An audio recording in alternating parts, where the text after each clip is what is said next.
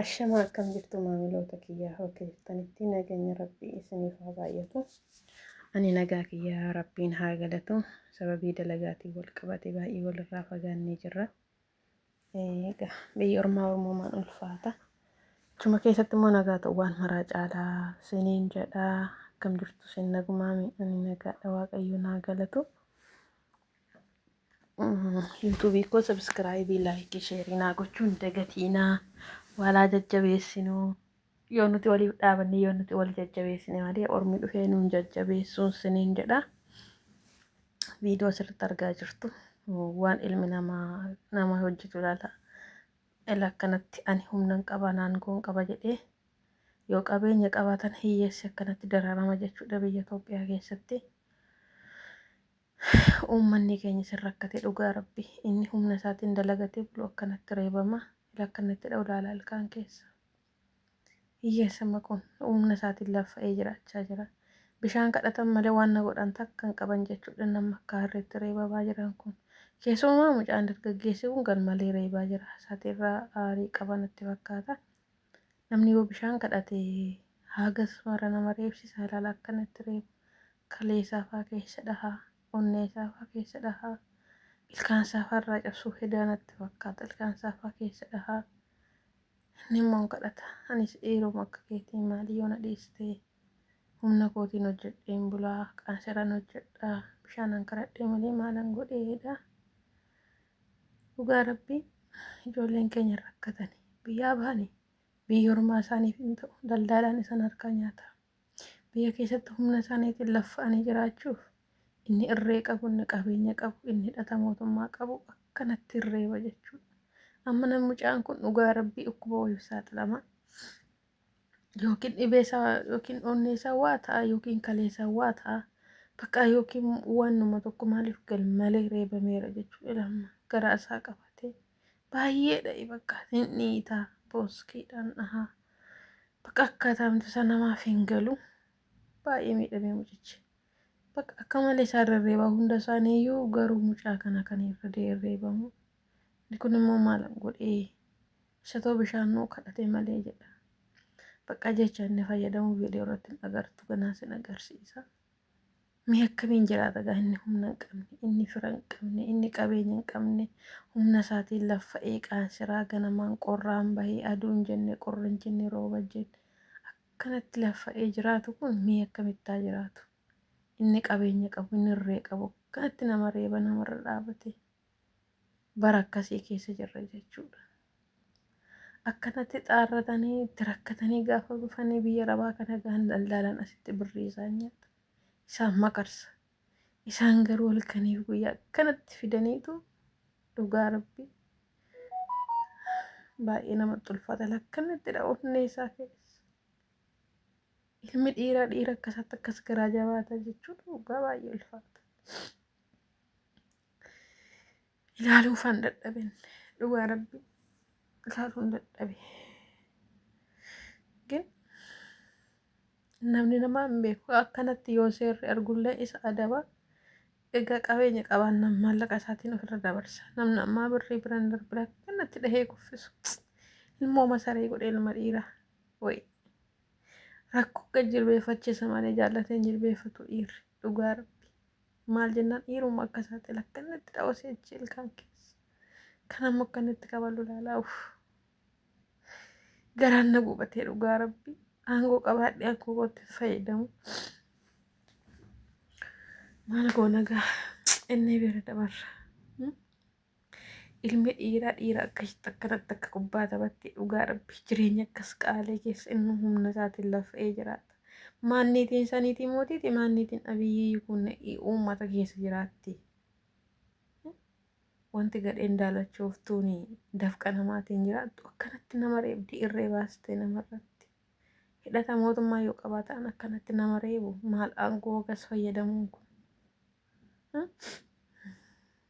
Masaan ganamaan qorra hin jenne yookiin nyaatanii waa qabu garaadha yookiin nyaatanii waan qaban garaadha too waa ta'anillee ammanuma jechuudha. Hin ba'a malee ilmi dhiiraa akkatti galuu hin beeku. Roorroo dadhabee gaafa biyyaa roorroon bakkeetti sitti hammaatti. garaan nu gubatee dhugaa rabbii ofirra taa'ee daade jee qabatee lapheessa garaa isaa keessa iddoo dhaame jechuudha. Ani siira akka keetiin ture maaliif akkanatti na beekta maalan godhee bishaanan kadhadhe malee bishaan saree fuullaatu bishaan yaa'ee darbu waraabessuun nu karaarra. Ilma dhiiraa bishaaniif jecha gasmara nama jibbiti inni kaanu birrii isaa baasee iyyuu nama nyaachisa nama uffisa. Keenya kun baay'ee ulfaataadha dhugaa rabbii baay'ee tokko ulfaata wanti oonu hin jiru. Haadha isaanii arrabsaa jecha inni fayyadamee isaan arrabsu sana dhugaa rabbii amma seerri kana laaleen dhiisamu qabee hidhee silaa lubbuu isaatti faraduu qabu. Namni kun yoona nama baay'ee galaafateera irratti hin baramne malee jechuudha. Dhaggeeffadhaa asirratti ni jedhu.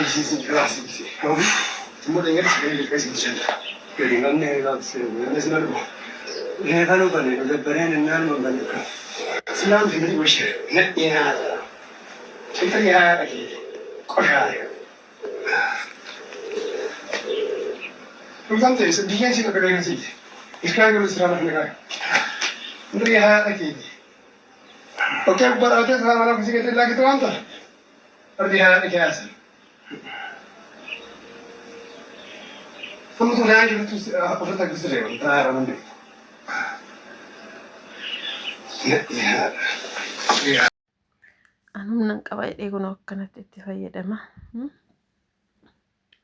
Egaa viidiyoo irratti agartaniittu. Garaan na gubate yaa rabbi garaasaa gubeeti. Onneen na laaxame yaa rabbi onnee isaa laaxe onnee isaarra dhibee kaaye kaleessatti dhibee naqi balaata isaa isa saaxile akkanatti irra dhaabateetuma. Way humna dhabuu way beekamtii dhabuu way qabeenya dhabuu kana nama gooti. Ijoolleen keenya dhugaa qabu gaafa biyyaa bahanii dhufan biyya ormaa keessatti daldalaan isaan nyaate isaan bulchisa karaarra kaa'e. Inni humna qabu inni qabeenya qaba jedhumoo biyya keessatti innaan akkanatti qabanii darbata kalmoo saree. Yesuus eessa jirtaati yaa rabbi. Namatu hin barree malee irratti hin baramne malee nama baay'ee galafachaa tureera namni kun dhugaa rabbi. dhahichi isaa kan tooftaa qabu kan mudhii qabu yoggaan jedhu kan nama irratti bareedha. Akkuma dura itti nama galaafachaa tureen toofticha fayyadamaa jira. Lakkanatti gurra isaa keessa dhaha. Kalee isaa keessa dhaha. Dugda isaa keessa dhaha. Onnee isaa keessa dhaha. Iddoon inni hambisu hin jiru. Mucaa kanarraa aarii qaba fakkaata. Baay'ee dararaa jira mucaa kana keessumaa. Warra kaan gizee lama bichaadha. Isa kanatti garuu gizee baay'ee deebi'e. Egaa amma seerri kana argee in callisa moo isattillee murtoo murteessa laati? Haati isaa ji'a 9 karaatti baattee deessee guddistee mucaan kun amanaa ta'ee na gargaara jettee guddifattee karaa eegdi. Gadheen ka garaaf jiraattu sammuu qabni ka nama dhiiga namaan galaasuu barte akkanatti irra dhaabattee turti.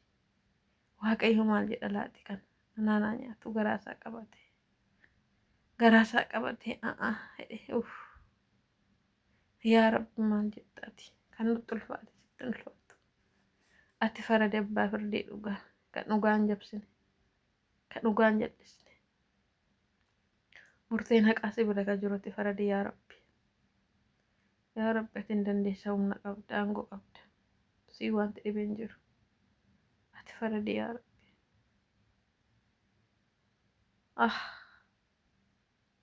Garaan na gubatee ilaaluun dadhabe. Dhugaa Rabbi. Qaala'insi jireenyaa akkanaan isaan darara. Qaansiraan akkanaan isaan darara. Qorran jedhanii, aduun jedhanii, dadhabneen jedhanii ganamaan bahanii galgala galu. Quuftuun karaa deemtuun kan dafqa namaa barte kan dhiiga namaa dhangalaasuu barte akkanatti irree ishee ol nama irratti kaasti. Yaa Rabbi irree kee irratti kaaseti. Qoricha dhuguuf qoricha dhibee qoricha hin qabne dhukkuba furmaata hin qabne irra kaayite namicha kanarra. Garaatu na gubate yaa Rabbi. Gurri isaa haaduu dhufimu maaliif gurra keessa dhaame ilaala. Gurra isaa lamaan fa'aa walitti dhaha akka lamaanii. Ila akkanatti onnee keessa dha'u ilkaan keessa dha'u jilbaan harkaan ilaala. Osoo na ta'een achumattuu du'e. Maali yaa Rabbi? Maali yaa Rabbi reebbichaan hamma na ga'u? Anoona dhukkubee bakka isaattu. Yaa Rabbi nana doodeen bakka isaatti. Yaa Rabbi maaf jaljettaati?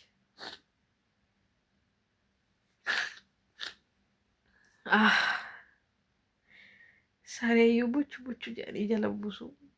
Yaa Rabbi sareen kabaja qabdi. Ilmi namaa kabaja qabdi.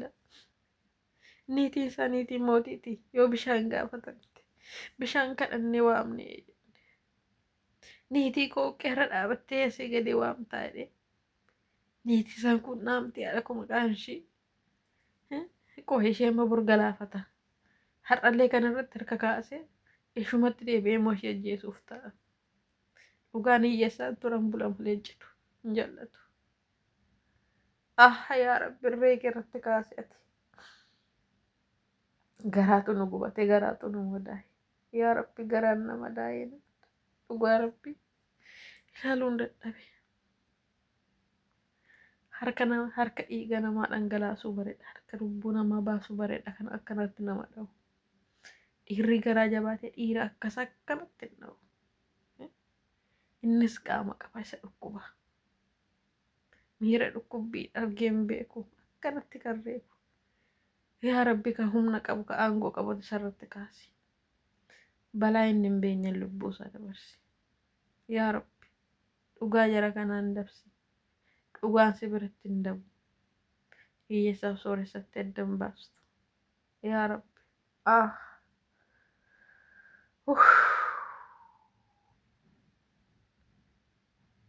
Amma namni kun reebbicha isa reebame eelaan isaarraa dafee fayyu. Dhugaa Rabbi uffatee deema malee nyaatee deema malee keessi isaa dhukkubsataa ta'a. Akkana reebame onnee isaa keessa kalee isaa keessa gurra isaa keessa iddoo waannaadha haasanu. Yaa Rabbi ati isa dhahe.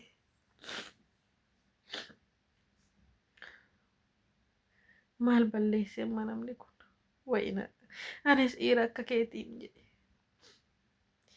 qaansiraa hojjedhee bulaaman bara jedhe. Dhugaa Rabbi nana nyaatu isaatii gamteetti Nani jaallatee murtoo du'a ofirratti fudhatu waan godhu gaafa wallaa dalagatee akkatti dalagatu gaafa dhabu kan inni murtoo du'a ofirratti fudhatu dhugaa rabbii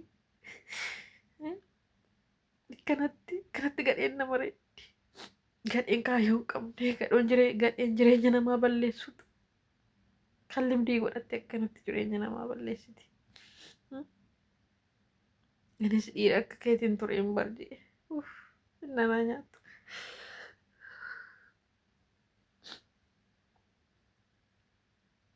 Otoo ofirraa orkuu danda'u akka waan hin dandeenyetti kaayyoo isaaf gowwaa ta'e. Kaayyoo isaaf mataa gadi qabate akkanatti reeba malmi dhiira. Irri qalloof xiqqoon qabduudhaan. Akkanatti dhiita nanaa nyaatu. Wallaahi garaan na gubate maaloo Yesuus.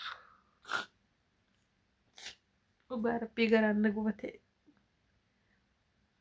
Tobboloota koo ta'e kaman ta'an jedha. Maaliif Oromoo ta'e afaan Oromoo dubbachaa reessa Oromoo irratti kaasa. Sanuu haadha isaanii arrabsa akka waan haadha hin qabne akka waan akka marga asee olee lafaa murqee haadha nama arrabsa. Gadhee guddis baddee kan akka abbaa faate guddisan. Otoo ganama qabaadhaan guddatee jiraate har'a akkasin ta'u bakkeetti ilma hiyyeessa akkanatti hin dararu. Dura qabaan tolle malee dura guddisan tolle malee. Yaa Rabbi. Yaa Rabbitti warra humna hin qabneef humna ta'e warra fira hin qabneef ati fira ta'e. Dhugaa jara kanaa baasati yaa Rabbi. Bishaan waraabessa dhugufamma kana nama reebaa ilmi namaa.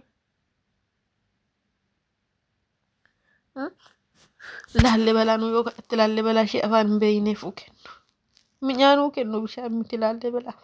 Dhugaa Rabbi kennanii nyaachisanii gaggeessu. Kun har'a bishaan niitii koo kadhatte akka harree akkanatti reeba. Kaanoo hiyyeessa daara baasaa. Kaanoo akka dhufii qabuyyuu ofirraa baasee uffisaa. Bishaan sareef kennanii fi bishaanii waraabessi karaarraa dhuguuf akkana nama reebaa namni. Yaa Rabbi isiin faradi. Ati faradi yaa Rabbi. Dhiiga namaa dhangalaasaa tureera isa xixxurgaa'eetu akkasitti nama reeba amma namni kun. Nama tun barree irratti hin dhaqqaamne malee lubbuu namaa galaafachaa tureera. Mucaan kun amma dhugaa Rabbiitii yoo inni fayye. Dhibeef saaxilamu malee hamma kana reebamee amma kana tumamee Yesuus.